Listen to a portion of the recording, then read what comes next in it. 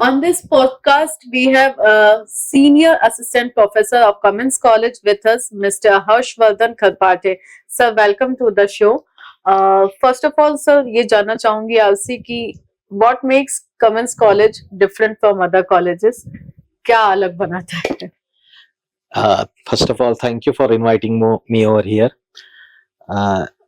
Cummins college की अगर बात की जाए तो सबसे पहली बात तो ये कहूंगा कि कमिंस से पूरा लड़कियों का कॉलेज है, so it's all girls college. And इसको अगर खासियत इसकी बतानी है तो ये एक इंडस्ट्री सपोर्टेड इंस्टीट्यूट है। कमिंस इंडिया लिमिटेड द्वारा सहयोग से इनके कमिंस कॉलेज की स्थापना की गई और महर्षि कर्वे स्त्री शिक्षण संस्था के अंदर ये कॉलेज चलाया जाता है। 2010 से कॉलेज की स्थापना नागपुर में हुई है और आज लगभग एक 14 बैचेस हमारी बाहर गई है और अलग अलग विभिन्न जगहों पर अच्छे अच्छे क्षेत्र में कार्य कर रही है लड़कियां हमारी।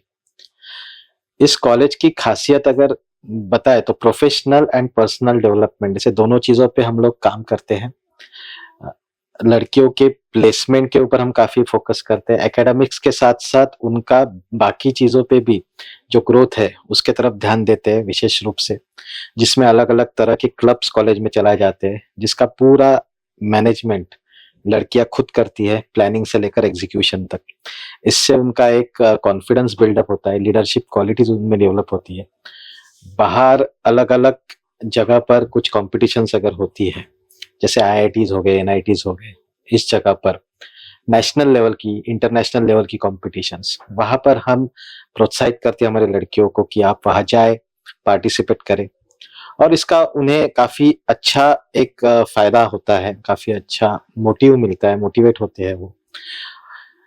अभी हाल ही में हमारे यहाँ के कुछ छात्राओं ने एक SAE इंडिया की तरफ से टिफन नाम का एक ऑर्गेनाइजेशन है जहाँ पे एग्रीकल्चर नर्चरिंग के ऊपर वो लोग कंपटीशन ऑर्गेनाइज करते हैं। तो वहाँ एक ऑटोमेटेड वेजिटेबल ट्रांसप्लांटर इसका निर्माण किया और वहाँ पे उन्होंने प्रेजेंट किया ये मशीन। कॉलेज के फर्स्ट ईयर से लेकर फाइनल ईयर तक की छात्राएं इसमें शामिल थी।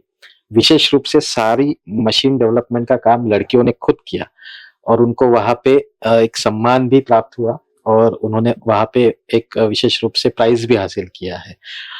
तो ऐसे विभिन्न क्षेत्रों में हम लोग प्रोत्साहित करते हैं, जिसमें इनोवेशन कंपटीशन है, रिसर्च कंपटीशन है, एंटरप्रेन्योरशिप कंपटीशन है, इंडस्ट्रियल एक्सपोजर हम लोग अच्छे से देते हैं लड़कियों को, अलग अलग इंडस्ट्रीज के साथ हम लोग जुड़े हुए हैं। और ये सारी चीजें अल्टीमेटली जब उनका प्लेसमेंट का समय आता है फाइनल ईयर में, वहां उनको मददगार साबित होती है और उनके प्लेसमेंट में उनको मदद करती है। तो आपके पर्सनल के साथ साथ प्रोफेशनल डेवलपमेंट और एक होलिस्टिक डेवलपमेंट जब हम बात करते हैं, उसके लिए हम लोग काफी विशेष रूप से लड़कियों को तैयार करते हैं। सर, बीते कुछ सालों से अगर देखा जाए अगर तो कि मोस्टली जो स्टूडेंट्स है वो कंप्यूटर से रिलेटेड कोर्सेज के प्रति अपना रिस्पांस दिखा रहे हैं, रुझान दिखा रहे हैं। इसे किस तरीके से देख रहे हैं आप? जरूर, ये काफी अच्छा सवाल पूछा आपने। जैसे मैं अभी प्रवेश प्रक्रिया में पूरी तरह से ध्यान देते रहता हूँ, तो मैं भी ये जानता हूँ कि जितने भी आने वाले खासकर नए एस्पिरेंट्स हैं, सभी को कंप्यूटर इंजीनियरिंग में काम करना है, पढ़ना है, आगे बढ़ना है। बट मैं ये चाहूंगा कि हम लोग सिर्फ किसी ब्रांच का नाम एक माइंड में लेकर ना चले, उसके लिए अपनी स्किल्स क्या है, अपनी स्ट्रेंथ्स क्या है, उसके ऊपर फोकस करके भी हम लोग आगे बढ़ सकते हैं।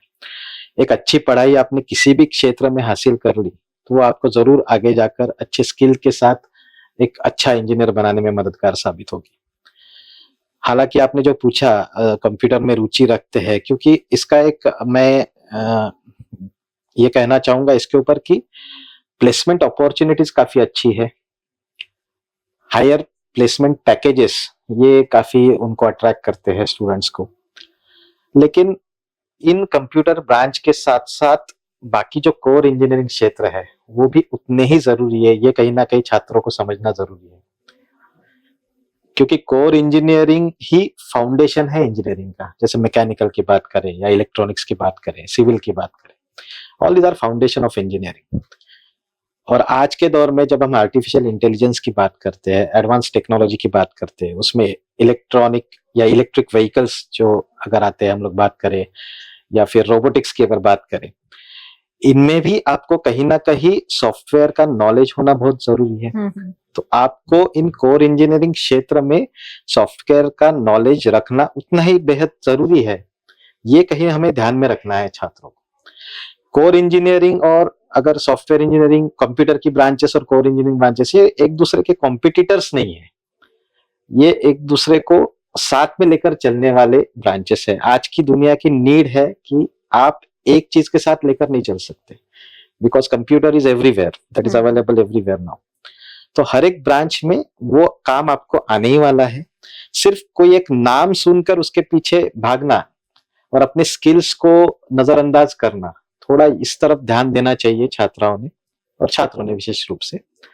और यहाँ पे थोड़े मार्क्स भी मैटर करते हैं। अपना सीईटी का स्कोर है वो ध्यान में रखते हुए हमें किस ब्रांच में नंबर लग सकता है, एडमिशन मिल सकती है, वो भी अच्छे कॉलेज में किसी दूसरे ब्रांच में हमें नंबर लगा और हमने सॉफ्टवेयर का नॉलेज भी प्राप्त किया साथ साथ, ये भी आपको अच्छा इंजीनियर बनाकर सामने लाने वाला है।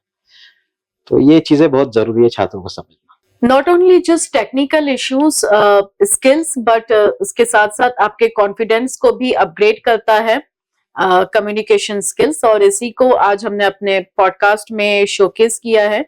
कमेंस के फैकल्टी मेंबर्स आज हमारे साथ जुड़े हुए थे, professor Rashmi Deshpande and assistant professor Harshvardhan खरपाटे।